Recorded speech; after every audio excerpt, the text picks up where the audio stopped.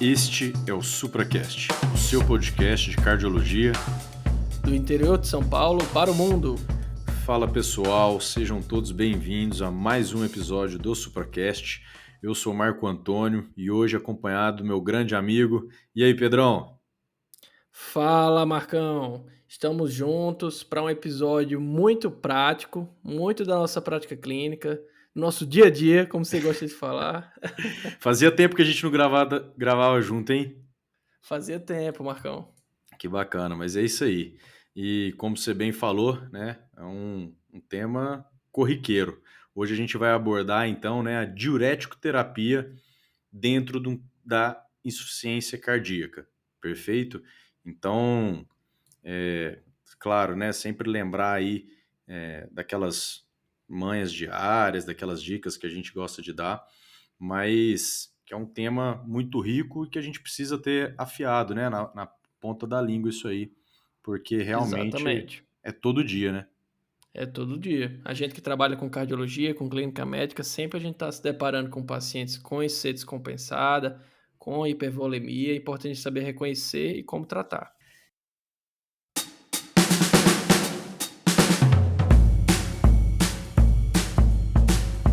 E aí, Pedrão, para a gente dar o pontapé inicial, né, igual você bem falou, de suma importância, os diuréticos, né, muito utilizados aí tanto no tratamento de hipertensão, mas no quadro de IC aqui, a gente vai lembrar sempre do nosso carro-chefe, que é a furosemida, mas a gente tem hidroclorotiazida, espironolactona, a gente vai abordar algumas outras medicações, mas né, a furosemida é o agente principal, né? Sempre bom pontuar, a gente tem que ter muito bem diferenciado na nossa mente, quando a gente está diante de um paciente com uma IC descompensada, aquela diferenciação, né? Se é um quadro de uma IC descompensada, mas de maneira, é uma IC cronicamente agudizada, ou seja, um paciente que já tem uma IC, né, e que por algum motivo ela descompensou, ou se é um quadro de uma IC de novo, que a gente fala, né? Que é um quadro totalmente abrupto, é um quadro mais ali de imediato, né? Um paciente não tem aquele sistema renina, angiotensina, aldosterona todo ativado, como num quadro crônico que agudizou, porque isso vai ter uma implicância muito importante, tá? Então, claro, reconhecer os perfis hemodinâmicos do nosso paciente, que a gente aborda isso no episódio, né, da IC, mas ter essa diferenciação, porque o quadro do paciente, que é um portador de IC e que crônica, né, e que agudizou por algum motivo, esse paciente, sim, a diurético terapia vai ser fundamental, né? E aqui a gente já faz um link para a gente ter aquela diferenciação também de um quadro de congestão e de um quadro de hipervolemia, que são coisas diferentes, né? Igual, num quadro de IC de novo, aquele paciente que está sobre a vigência ali de um infarto, por exemplo, está tendo ali uma má distribuição, né? Uma congestão por aumento das pressões de enchimento, né? Esse paciente está congesto, ele vai se beneficiar mais de um vasodilatação, né? Por outro lado, aquele paciente que é portador de uma IC crônica, né, e que por má adesão ou por alguma infecção, enfim, sobrecarga hidrossalina, ele descompensou, né, ali mais agudamente, esse paciente, ele está hipervolêmico. E aqui a diurético terapia vai ser o carro-chefe, igual a gente comentou. Então, diferenciar esses dois quadros vai ser o pontapé inicial para a gente manusear esse paciente. E aí, Pedrão, quais são, né, os sinais, os sintomas, o que a gente precisa buscar ativamente nesse paciente para a gente identificar esse quadro? Marco, aqui a avaliação de volemia é algo que sempre é um desafio, né? A gente sempre conversa entre nós, né? Às vezes com alunos, com internos. Tem aquela velha história que, assim, quando você pega um paciente que está euvolêmico, discretamente hipervolêmico ou hipovolêmico, a diferenciação é sempre muito difícil. Você tem que lançar mão de vários sinais clínicos, sintomas e às vezes até exames para poder você fazer essa diferenciação de forma segura. Claro que o paciente está francamente hipervolêmico ou francamente hipovolêmico, aí beleza, já tem uma avaliação mais clara. Mas o que a gente pode lançar a mão para poder nos ajudar nessa suspeição clínica? Não ausculta cardíaca, presença de B3, estertores à ausculta respiratória.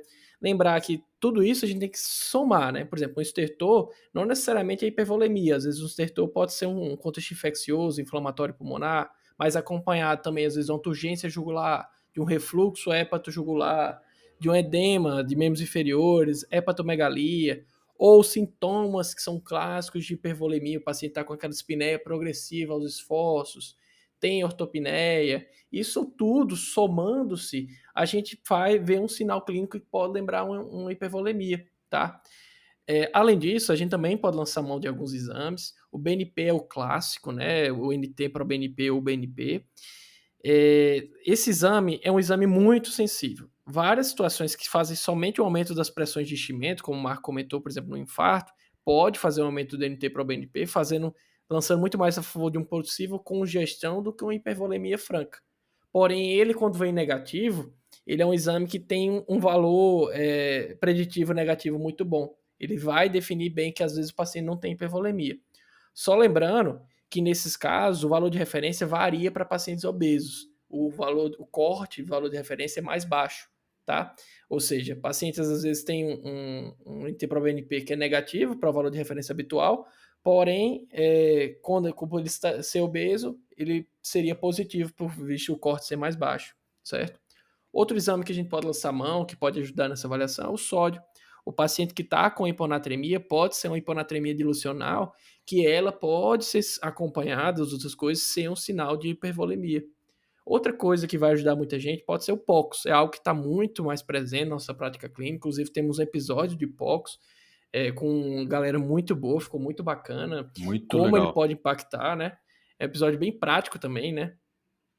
E assim, aqui ele vai lançar mão tanto para informações do ponto de vista pulmonar, que a gente vai ver do ponto de vista do parênquima propriamente dito, com presença de linhas B, ou muitas vezes a gente pode olhar uma jugular, né, ou no caso uma veia cava, Veia né, na cava. realidade.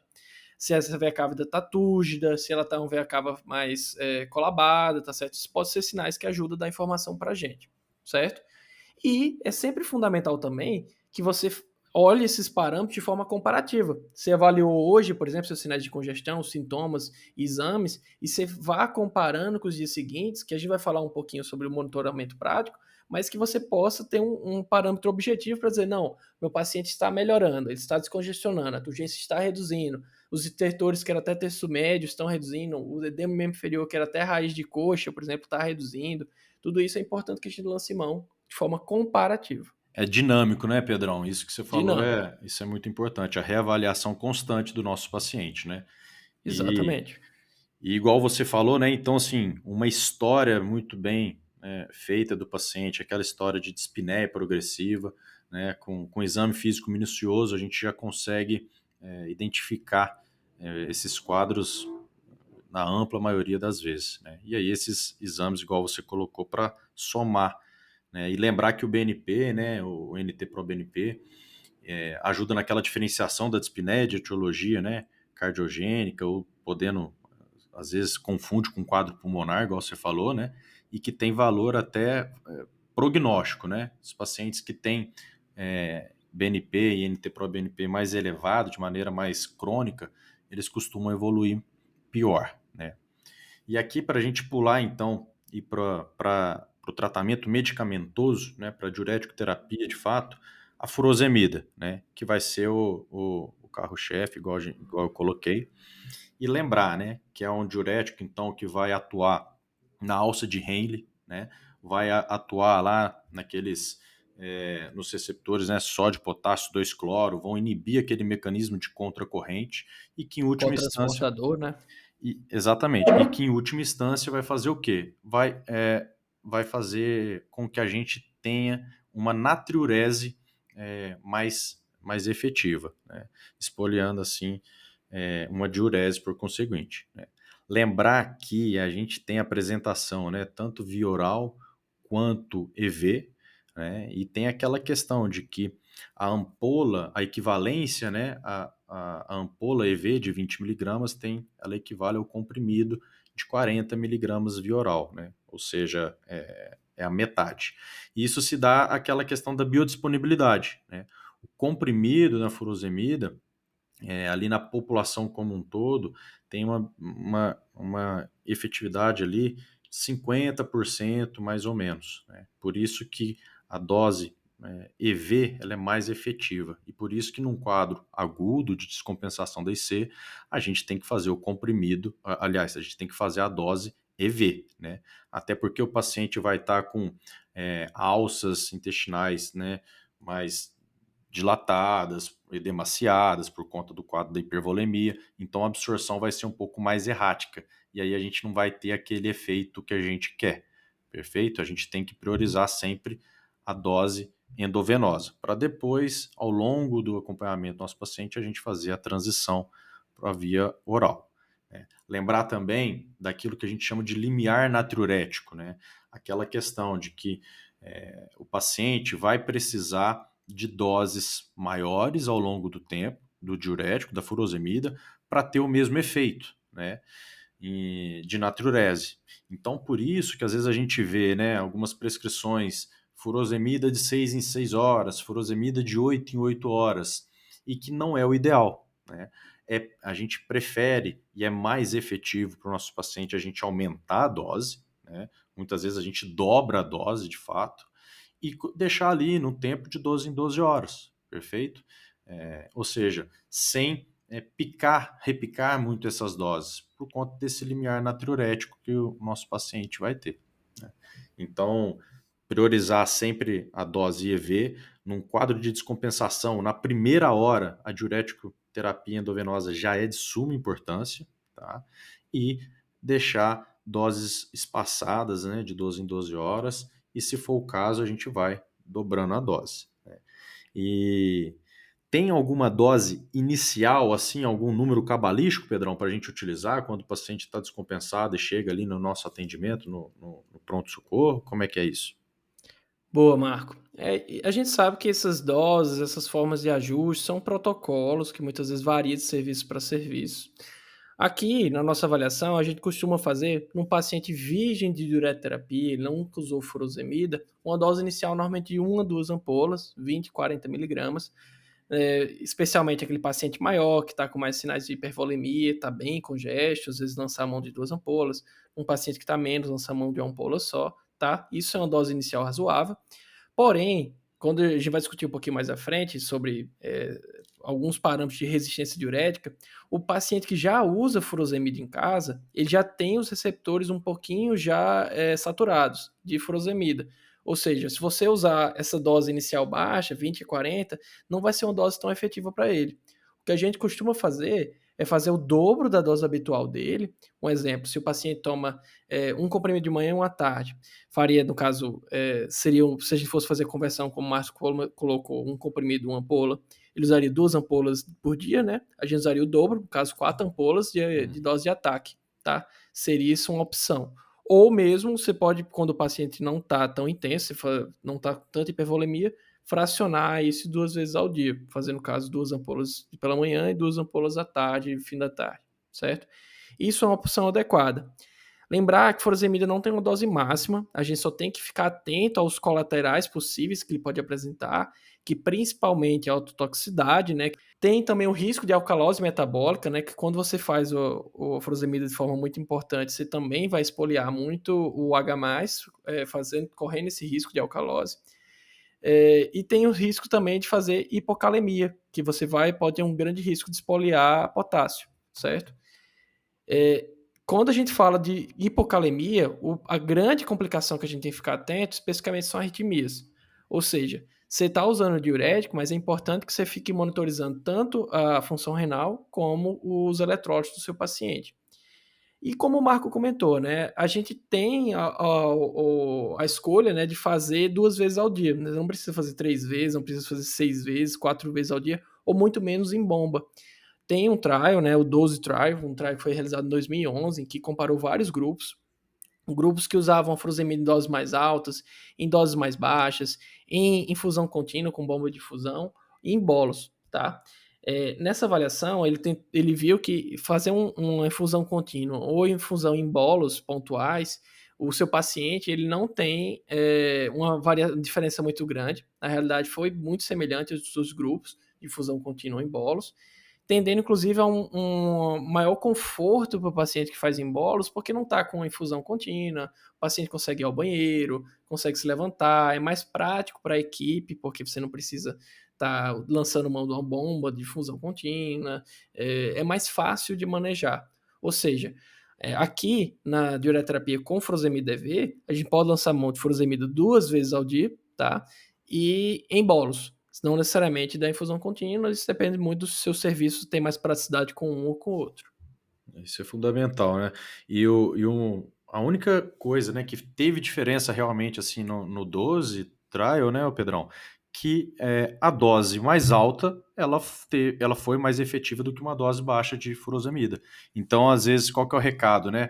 A paciente não respondeu, a gente dobra a dose. Não é para a gente se assustar, né? Muitas vezes, talvez alguns colegas se assustam com algumas doses de furosemida, mas realmente, em determinados pacientes, a gente precisa sim usar uma dose mais elevada, né? Para ter um efeito diurético mais importante, né? Exatamente. E essa dose máxima, como eu comentei, que não existe, né? Vai variar de protocolo para protocolo. Tem gente que vai lançar a mão, por exemplo, atribui uma dose máxima de furosemida 200, mas obviamente que a gente poderia chegar mais. Pode atribuir doses até bem mais altas, né? Já vi protocolos bem mais agressivos, com a dose diária total mais ou menos aí de 600 ou mesmo de 1.000 miligramas de furosemida a dia, tá? Isso varia É. muito do serviço.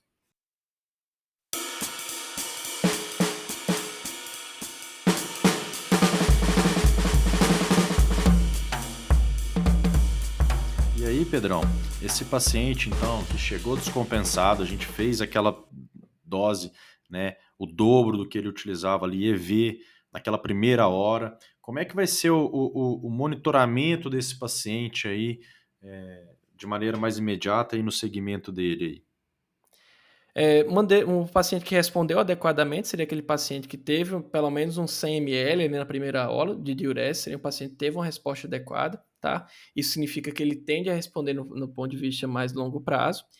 E no na monitorização mais prolongada, além de comparar aqueles sinais clínicos que eu falei previamente, de sinais de hipervolemia, de congestão, aqui a gente também tem que ter parâmetros objetivos de perda de peso ou de diurese. Lançando mão especificamente do quê? Quando a gente está falando de um paciente que está em terapia intensiva, que às vezes você não consegue levar ele para uma balança para verificar o peso adequadamente, que ele está mais acamado, às vezes está mais limitado, aqui é o balanço hídrico, que tem que ser bem quantificado, né, que a gente vai lançar a mão. Especificamente aí uma perda de 1 a 2 litros em 24 horas, é uma meta que nosso protocolo aqui do HC de Ribeirão acha razoável para você nem fazer uma desidratação muito intensa para o seu paciente e nem você está atrasando muito a descongestão, tá? Mas quando seu paciente pode ser pesado, a gente vai tentar fazer uma perda de peso mais ou menos de 1 a 2 quilos por dia, tá? Sempre reavaliando. Se o paciente não teve uma perda adequada, tanto do ponto de vista de balanço hídrico ou de perda de peso, a gente tende a dobrar a dose de furosemida, tá? Ou não, ele teve uma perda excessiva, a gente reduz a dose de furosemida, isso é muito do feeling clínico do médico que está acompanhando seu paciente. Marco, e tem um parâmetro laboratorial que a gente pode lançar a mão se teve uma boa diureterapia, se o paciente teve uma boa resposta, que parâmetro que é esse? Então, Pedrão, isso aí é interessante a gente colocar, né? Porque tem algumas literaturas aí, né? Principalmente europeia e americana, né? Que eles trouxeram algum tempo atrás para gente em relação ao sódio urinário, né? Que seria ali uma medida rápida e mais fácil para aquele paciente que chega, né, numa IC agudamente descompensada, a gente já ter essa informação de maneira mais rápida e já iria guiar o nosso tratamento, né? Coletando um sódio urinário e ali tendo um NA urinário menor do que 50, já seria aquele paciente que a gente, mesmo no primeiro dia de internação ali, naquele momento inicial, a gente já iria começar a considerar uma possível resistência diurética, né? E aquele paciente que se apresenta, né, com o sódio urinário já maior do que 70 ml nas primeiras horas, é aquele paciente que já está tendo uma boa resposta, né? Mas o fato é que na prática a gente não aderiu muito bem, né, e na prática a gente acaba não utilizando muito, é um pouco mais complexo e tem que levar em consideração que pacientes que utilizam diurético, a longo por um tempo, né, muito expressivo, eles já têm a osmolaridade ali renal um pouco alterada, né? Então isso pode até falsear um pouco o nosso resultado. E é a ampla maioria dos nossos pacientes, né? Já são usuários crônicos de furosemida, né? Mas a gente tem que ter isso em mente que é um arsenal ali para guiar também o nosso tratamento ali, principalmente na fase inicial, tá? Lembrar também, né, que aquele paciente que a gente está acompanhando, está na enfermaria, está em vigência de diurético terapia, a gente está tentando ajustar a dose, né, correta ali de furosemida para ele. Ele tá, pode até haver uma leve piora da creatinina, né? Mas se a gente observar uma hemoconcentração, aquele hematócrito ali do paciente que está evoluindo, esses pacientes, mesmo com uma leve piora da creatinina, eles apresentaram um melhor prognóstico. Então, assim, qual que é a mensagem? A gente não pode emocionar com uma leve piora da creatinina. Então, ela pode acontecer, e na maioria das vezes ela vai acontecer, mas se o paciente clinicamente ele está melhorando, né, reduzindo ali o score de congestão que a gente utiliza, e esse plus aí, né, da hemoconcentração concomitante, a gente tem que ficar feliz que esse paciente tem um prognóstico melhor, tá? E aí, É Pedrão, aquilo que a gente fala para os residentes da clínica que passam com a gente, né. Se o paciente está hipervolêmico, você tem certeza que ele está hipervolêmico, você tem francos sinais, tanto laboratoriais como clínicos de hipervolemia. Você está fazendo a furo, tem uma discreta piora de creatinina, você segura na sua convicção da sua avaliação clínica que o paciente tem hipervolemia e ele vai exatamente. melhorar. Exatamente. Hipervolemia a gente tem que tratar com diurético terapia. É basicamente Exatamente. isso aí.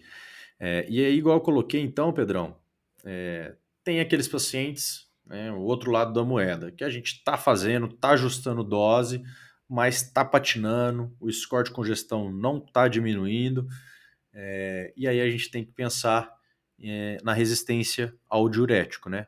Ou então é aquele Exato. paciente que eu falei, né? Tem aquele sódio urinário mais baixo, vai responder mal, vai ter uma tendência de evoluir mal. Então, o que que a gente tem que pensar para esse paciente, né? O que está acontecendo? Marco, aqui é o mais clássico, na realidade, que vai acontecer o paciente já usa furosemida, já está em doses altas, os receptores já estão saturados. Muitas vezes você precisa sempre entrar com a dose um pouco mais alta e às vezes escalonar um pouco mais. É aquilo que eu comentei previamente. Paciente que já usa cronicamente, muitas vezes a gente tem que usar uma dose mais alta prévia, tá? Outro cenário que tende a acontecer bastante é o paciente que está evoluindo com hipoperfusão renal.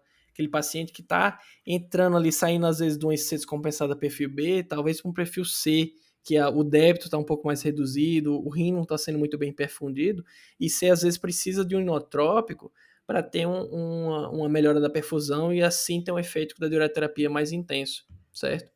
Outras coisas que vão chamar atenção, que a gente precisa sempre lembrar, hipertrofia túbulo-distal, hiponatremia, paciente que está muito hipotenso, tem hipobuminemia, ou mesmo um paciente que já atingiu uma euvolemia para hipovolemia. Esse paciente não vai responder bem à diureterapia com furosemida. Tudo isso a gente tem que se atentar, porque são pacientes que muitas vezes a gente pode aumentar realmente a dose da furosemida, mas a gente tem que lançar de outras alternativas para tentar fazer uma diureterapia mais efetiva. E quais são essas opções de diureterapia que a gente lança a mão, Marco? Exatamente, né, Pedrão? E aí a gente teve até um trial também, um estudo recente, relativamente recente, né, o Clorotic, que avaliou nesse contexto o potencial aditivo da hidroclorotiazida, né, um outro diurético, e que na realidade era algo que a gente até fazia já na prática, mas veio, né, à tona assim e trouxe o fato, né, no estudo, reduzir o peso, né, que bem como você falou, é um dos objetivos que a gente tem em frente ao nosso paciente. Então, assim, aumentou a diurese e o paciente teve perda de peso. Então, são boas respostas, né? E é o que a gente acaba fazendo na prática. Lembrando que aqui a hidroclorotiazida é numa dose para a fins de otimizar a natriurese, né, como diurético terapia. Não é a dose de 25 miligramas da hipertensão arterial, por exemplo. Aqui a gente vai de 50 a 100 miligramas, em alguns casos, né, tem até literatura que estende até 200 miligramas, né? E um ponto interessante de ressaltar é que, né, a gente sempre ouviu aquela questão de que pacientes com clearance de creatinina reduzido, a hidroclorotiazida não tinha um efeito muito importante, né? Enfim, então, mas no quadro de uma IC agudamente descompensada e até no trial, quanto mais ia reduzindo até o clearance do grupo de nossos pacientes, a gente até aumentava a dose da hidroclorotiazida. Então a mensagem é que a gente tem que associar quando a gente perceber essa resistência diurético e, se preciso, aumentar a dose, né? Sempre vamos estar checando, né, os eletrólitos, as alterações laboratoriais que porventura possam acontecer, mas a gente tem sim que buscar a otimização dessa medicação, né? E aí, depois da hidroclorotiazida, a gente tem que pensar naquele bloqueio sequencial do néfron, né? Qual que é a nossa próxima opção, Pedrão? Exato, Marco. Aqui a gente vai lançar mão da espironolactona, né? Um diurético poupador de potássio, né? Que atua bloqueando a aldosterona.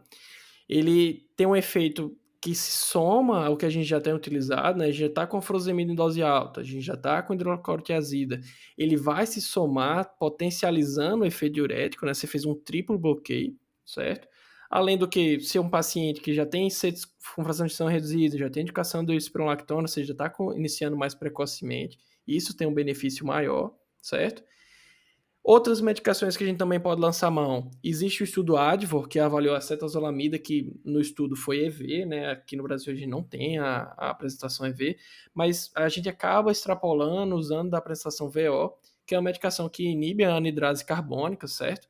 Agindo então espoliando BIC, reabsorvendo H+, e isso potencializa o efeito diurético ainda mais. E por fim, quero lembrar também dos ISGLT2, que apesar de não ter um potencial diurético tão importante, eles também vão aumentar um pouquinho mais a natriurese, tem um benefício um pouco maior e especialmente, assim como na espironolactona que a gente comentou, que o paciente que tem ICFé, ele vai ter um benefício maior, aqui ele tem benefício tanto na ICFé como na ICFEP, certo? Ou seja, você já introduzir precocemente, tanto vai ajudar na descongestão, como você já está otimizando a terapia crônica do seu paciente. Isso é importante, que você já está pensando no longo prazo, né, do paciente. Você já está pensando Exato. mais adiante, né? E aí, Pedrão, esses são os principais, né? Esse bloqueio sequencial do néfron, né? Aí, igual você bem colocou, né, da cetozolamida, aqueles pacientes que estão evoluindo com uma alcalose metabólica refratária aí ao uso, né, secundária ao uso de furosemida de altas doses, são opções para a gente pensar, né?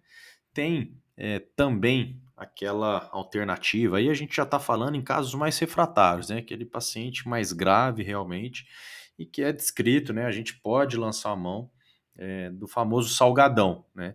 Que é aquela salina hipertônica, né?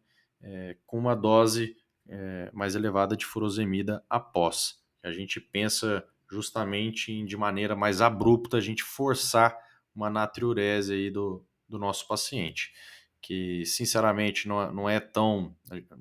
Eu nunca fiz. Você já fez, Pedrão? Eu não... Eu também nunca fiz, né? São estratégias que, assim, você vai lançar mão, mas assim, fim de linha, né? Você já tá usando tudo. Eu quero evitar ao máximo uma terapia invasiva, que eu acho que você vai comentar agora. E aí Exatamente. você acaba lançando mão disso aí. Mas é algo realmente não tão comum. Eu também nunca Porque utilizei. quando a gente chega nesse momento, né, é aquele paciente que está precisando, igual você falou, de uma terapia mais invasiva. E aí a gente vai, né, precisar chamar os nossos colegas da nefro, a gente vai precisar contar com a ajuda deles para fazer uma intervenção por meio da hemodiálise, né, da ultrafiltração. A gente vai precisar tirar líquido por meio desse procedimento invasivo, né? Exatamente, Marco. E assim, beleza, a gente falou agora da pessoa que está com IC descompensada, em contexto de enfermaria, pronto-socorro. Pincelando então rapidamente de um contexto de ambulatório. Aqui, todas as mensagens que a gente passou se aplicam logo só com a comparação para o contexto ambulatório. Aqui também é importante a gente avaliar o peso nos pacientes entre consultas, ver se ele está ganhando peso, se é gordura ou se é hipervolemia, certo? Avaliar também aqueles sinais de hipervolemia que a gente comentou, desde diedemas inferiores, surgência jugular, ausculta, somar todas as informações para você poder fazer o ajuste diurético, certo? Aqui, você não vai lançar mão de diurético EV, você vai lançar mão do diureterapia VO, furosemida, especificamente VO, mas naquele paciente que está refratário, já atingiu uma dose alta de furosemida via oral, você acha que também já pode ter um pouquinho de edema de alças, mas você não acha que precisa internar ainda, você pode lançar mão da hidroclorotiazida 50mg, 100mg VO, já usa às vezes um Inspiro que já estava usando previamente, já está fazendo um bloqueio sequencial. E, especialmente, aqui é você tentar educar seu paciente para ele reconhecer os sinais de congestão de forma precoce. Isso é Porque muitas fundamental. vezes, exato, seu paciente ele usa uma furo uma de manhã e uma à tarde, se você educa ele adequadamente, educa ele a usar uma balança diariamente para se pesar, fala assim, nossa, eu não estou ganhando peso, mas eu estou inchando, eu já vou aumentar uma furosemida a mais no meu dia, eu já vou marcar uma consulta mais precoce com o meu médico para me reavaliar. Isso eu acho que é um dos principais do contexto ambulatorial. Não, isso é fundamental e com certeza o paciente que está mais participativo no próprio processo dele, né? Ali ele se entende melhor, ele com certeza vai evoluir melhor também, né? Certeza. Marcão, então vamos para o bate-bola? Bora lá, Pedrão.